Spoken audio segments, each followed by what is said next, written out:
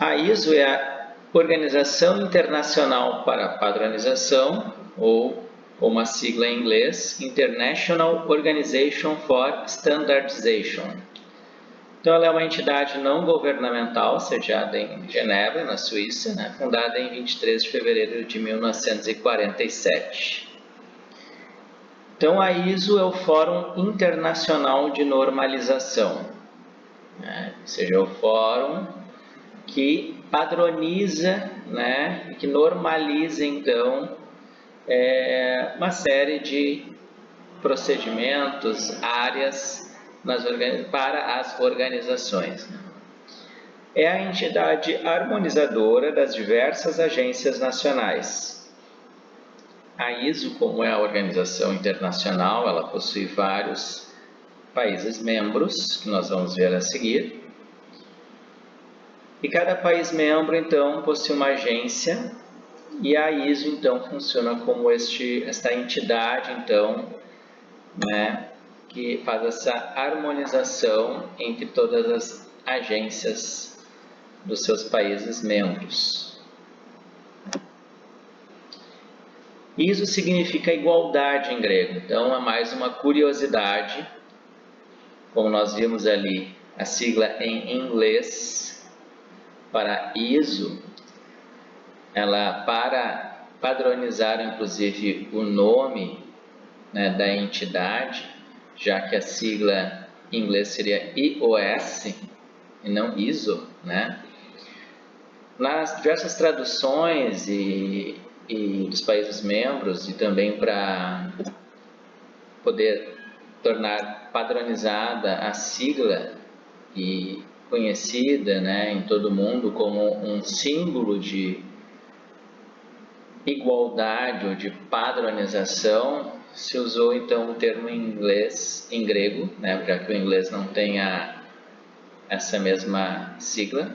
Então o termo em grego, né, ISO, que significa igualdade. Então esta é a primeira curiosidade, com o objetivo também de que todos os países utilizem as mesmas normas, né, utilizando normas então de referência internacional. Então a entidade, né, foi escolhida como símbolo então da Organização Internacional para a Normalização, essa sigla, né? Outra curiosidade, informação bastante importante, é que no último relatório emitido pela ISO com dados de 2020, aproximadamente 190 países mantêm certificados válidos da norma ISO 9001, versão 2015. O que significa isso? Né, certificados válidos emitidos para as organizações, né, nos seus sistemas de gestão. Significa que 190 países aproximadamente possuem organizações nesses países em que tem sistemas de gestão, pelo menos um, né, em cada país, mas 190 países aproximadamente têm certificados válidos da última versão da norma, que é a versão vigente da ISO 9001, né, que é de 2015. Também na sequência nós vamos ver esse histórico da norma ISO 9001. Atualmente, a organização ISO possui 165 países membros, uma informação bastante importante para mostrar a força, né, da organização e o que representa essa organização no mundo, né, em termos de padronização, seja de produtos, serviços em sistemas de gestão, né, estruturados, organizados com esta norma de referência, por exemplo, a ISO 9001, já que a organização possui várias outras normas de padronização. No Brasil, então, a ISO é representada pela ABNT, que é a Associação Brasileira de Normas Técnicas. Então, para fazer as traduções para o português aqui no Brasil e representar a organização internacional para padronização ou normalização, né, que é a ISO, então, no Brasil, a ABNT é esta entidade, única entidade, então, no Brasil, representante da ISO no mundo. Então, no Brasil, é a ABNT. A norma ISO, aqui já falando então do histórico, ISO 9001, ela foi criada em 1987, baseada na norma britânica BS 5750. Então, lá nos primórdios, lá na criação, em 1987, se usou essa norma britânica como base, para aí sim, então, ter a primeira versão da norma de sistema de gestão da qualidade, né, de requisitos, né, para um sistema de gestão da qualidade. Então, a sua criação tinha a intenção de torná-la uma norma de referência para a garantia de qualidade, da qualidade de produtos e serviços. Então, com essa intenção, então, e sendo utilizada como um padrão internacional, seria muito mais fácil, então, para as fábricas, diversas empresas, realizarem as exportações, então, para os seus clientes em outros países, tendo um sistema, então, de gestão da qualidade implantado conforme uma norma internacional, que é a norma ISO 9001. Então, em comparação com a norma BS 5750, a ISO 9001 adicionava, então, e adicionou à época, né, os seus objetivos, a satisfação do cliente e a gestão por processos. Então, ela incorporou ali na ISO 9001, nessa primeira versão, esses pontos importantes, né, para fundamentar, então, o sistema de gestão. Em 1994, a norma passou por uma grande revisão e se tornou semelhante aos padrões atuais de sistema de gestão da qualidade que se conhece hoje. Então, teve essa primeira versão lá em 1987 e em 1994, então, essa grande revisão.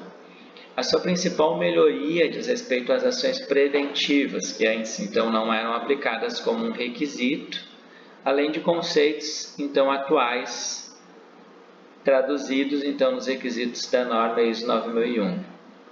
Estão se tornando uma norma moderna, né, contemporânea. Aqui, então, a linha do tempo aqui, para ficar claro, é esta primeira edição lá da norma ISO 9001,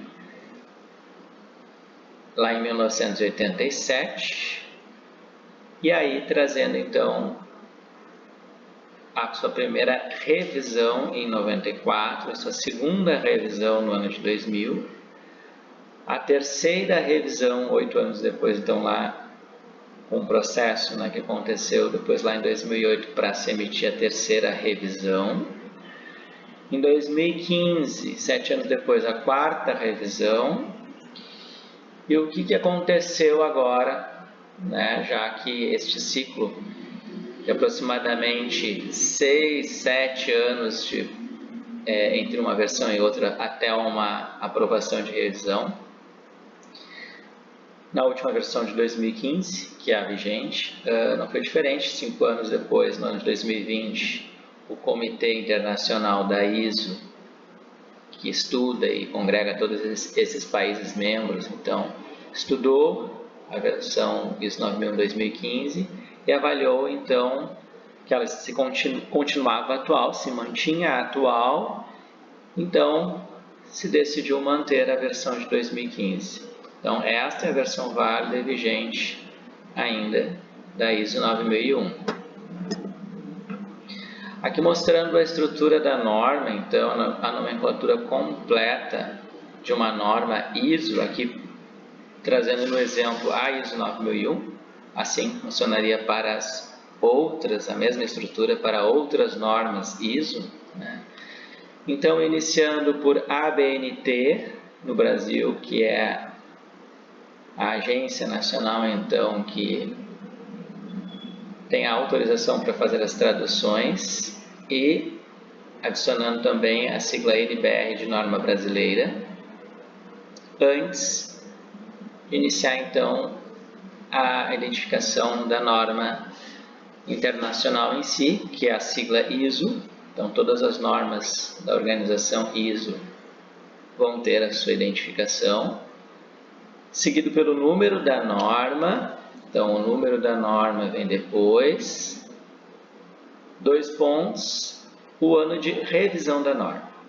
Então, é muito importante entender que uma nomenclatura completa de norma ISO ela tem, então, a sua característica formal, todo este nome. Então, ABNT, NBR, ISO 9001-2015, que é o ano de revisão da norma. Podemos utilizar, por exemplo, num texto somente ISO 9001-2015, né? Já tendo citado então a nomenclatura completa antes? Sim. Agora, usar somente ISO 9001, por exemplo, já é um problema, porque eu não sei de que versão está sendo tratado um texto, por exemplo, né? Então, é muito importante ter sempre a versão da norma junto. E, obviamente, que o início ali é muito importante, porque indica que é uma norma brasileira, já traduzida para o português, emitida pela ABNT, então, no Brasil. A atuação do Inmetro é importante trazer aqui, neste início de curso, nesse contexto aqui, da organização da ISO, a atuação do Inmetro no Brasil. O Inmetro, através do SBAC, que é o Sistema Brasileiro de Avaliação da Conformidade, e possui acordo multilateral de reconhecimento com os membros do IAF. Então, o IAF é uma outra organização, um outro órgão internacional, que nós vamos ver na sequência para ficar claro, e que no Brasil é representado pelo Inmetro. O IAF, que é a sigla em inglês de International Accreditation Forum, é o Fórum Internacional, então, de Acreditação, que regulamenta, que regula, então, as certificadoras, os organismos de certificação. Então, na cadeia de certificação, eu tenho o IAF e o Inmetro respondendo, então, no Brasil, para este órgão de acreditação. Depois, no slide seguinte, nós vamos mostrar essas diferenças, então, entre a ISO e o IAF, e a ABNT, que trabalha com a padronização, com a normalização lá, com as normas, e o Inmetro, então, trabalha na avaliação da conformidade com os organismos de certificação.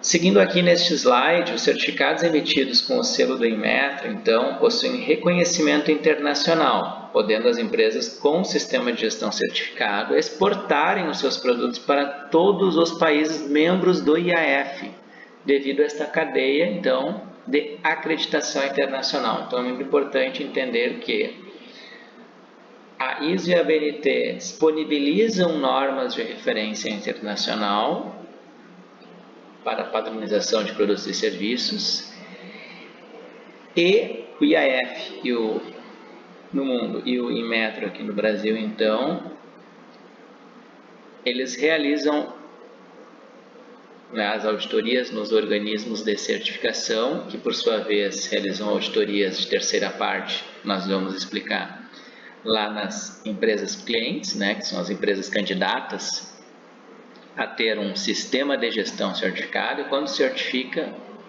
tem toda esta cadeia, esta valorização, seja dos seus produtos, esta garantia de que o processo é auditado, inclusive os órgãos de certificação são auditados pelo Inmetro, e tem toda esta confiabilidade.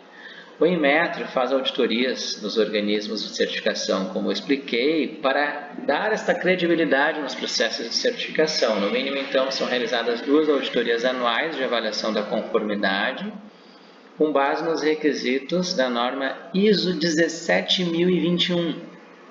Então, aqui existe uma norma de referência para os organismos, auditorias, né, realizadas por organismos de certificação, que é a ISO 17021. Então, aqui um resumo dos órgãos representativos. Então, quando nós falamos de normalização, nós temos a ISO no mundo, que está para a ABNT aqui no Brasil, uma entidade, então, representativa aqui nacional.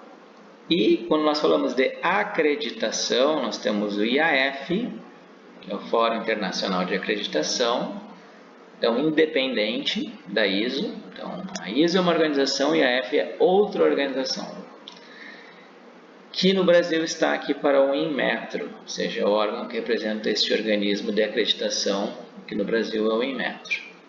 Então, são dois fluxos separados, independentes. Um é para padronização, para normalização, o outro é para acreditação. Quando então nós falamos de certificação, aí sim nós falamos desta cadeia do IAF e do Inmetro aqui no Brasil.